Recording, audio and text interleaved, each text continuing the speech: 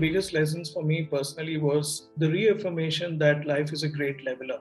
Nobody predicted the enormity and the impact of COVID 360 degrees across the lives of people across spectrums, across socioeconomic classes, etc. I think there was hardly anyone who was impacted, and I'm sure you and I were equally devastated by how it came and stuck unannounced.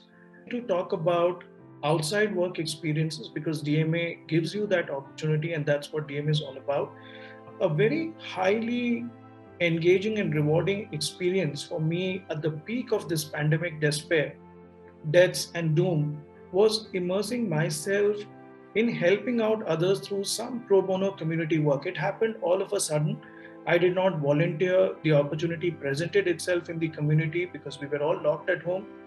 Whether it was organizing food or medicines or shelter to the underprivileged, because suddenly we realized that there were a big segment and chunk of our society which did not have the wherewithals to fend for themselves. So I volunteered across 2 or 3 groups, and it gave me a first hand exposure of how fortunate and privileged we are in what we have, and the need to be more grateful and practice gratitude every day, even from a professional and personal perspective. So, that I think was the one big learning I had. I think, while we can speak and fend for ourselves, one other segment which got significantly impacted during this was the homeless, abandoned, what we call community dogs or stray dogs. Where I come from, Bangalore, we have more than 400,000 of them in and around the city and the outskirts. And these animals were suddenly left to fend for themselves because restaurants had shut down. People who would normally feed them had stopped coming out of their homes. They were falling sick. And again, I was blessed to stay in a community in Bangalore where a set of volunteers came, they formed self help groups. And this gave a significant opportunity to do something for these helpless animals.